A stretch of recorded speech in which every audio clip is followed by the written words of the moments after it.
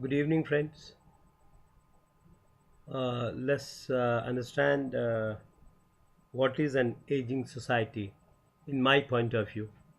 Though we had been given a lot of information on that, and then a lot of professional people spoke about it, and then the discussion forum, a lot of people participating. Well, it's a little of my understanding. I wanted to just present it to you through this thing video. Well, in Indian context, the aging society cannot be separated. Most of the families here, we are having multi generation families where in the within the family there's a older person and then adult and then children. Older person is taking care of emotional and bringing cultural values and morals and other aspects and of the grandchildren, and also looking after and giving them a cultural um, socio-cultural education, and apart from the formal education, and is also looking after their other specific needs. So even whether it is a storytelling or emotional sharing or sharing of experiences, and much more than that, participating with the child in his activities, and also child is participating with them. So they become two good friends and also support to each other. uh, the, the adults whose responsibility now lies within the family for towards earning. So the adults could be male, female. We don't have a nucleus families, and most of the families are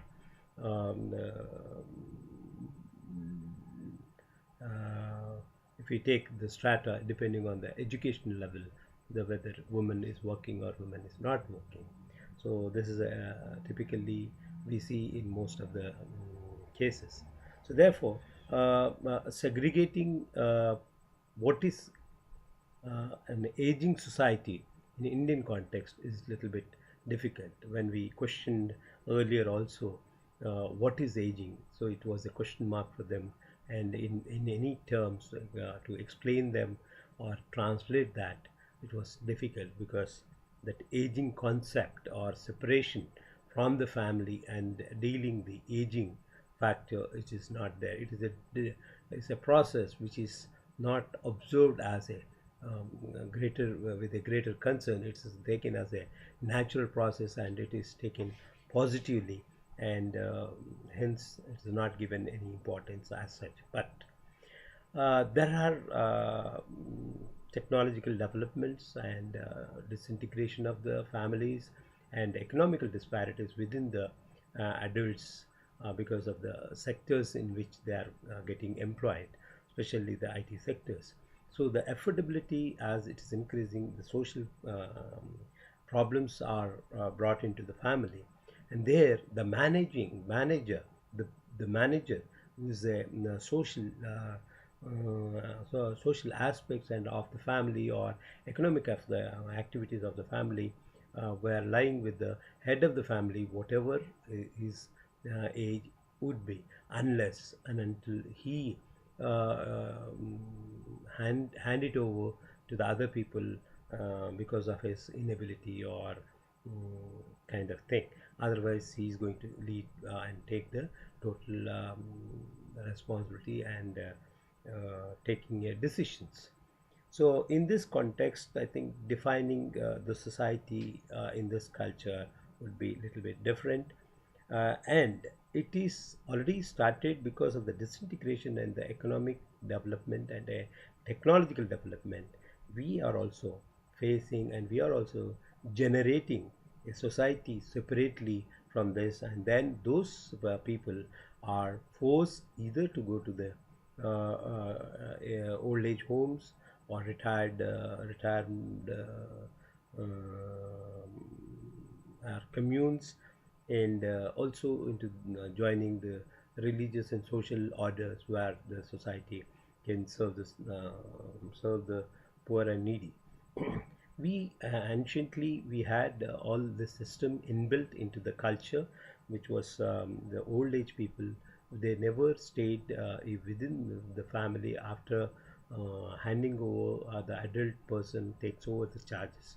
So they go to Vanapast ashram. So the ashrams were there in three ashrams. One is Gurukula, where education is given to the child. He goes there and takes the primary education, and then comes back and take the responsibility charge of the house in all terms. That was mostly is practiced by Brahmins and Kshatriyas in the section. But now in the modern society, the Gurukulas are nothing but residential schools or something like that, and then colleges students will go and study and come back and then join the workforce as formally.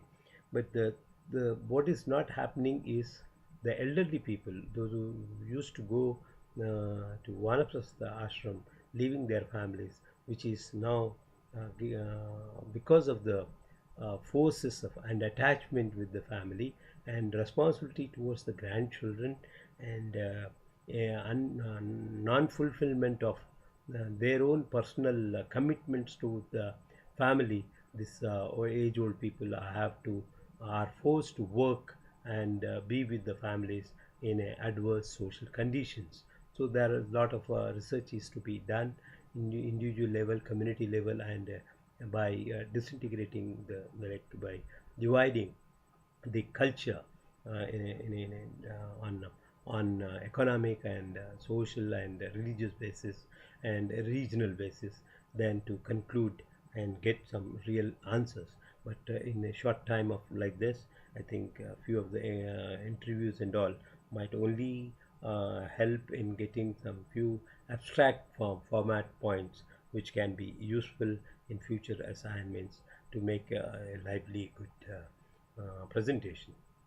So my understanding with this, it goes like the aging society in the Indian context. At my level, it is individual and context based thing is there, and we don't see much of alarming or crying things in the society.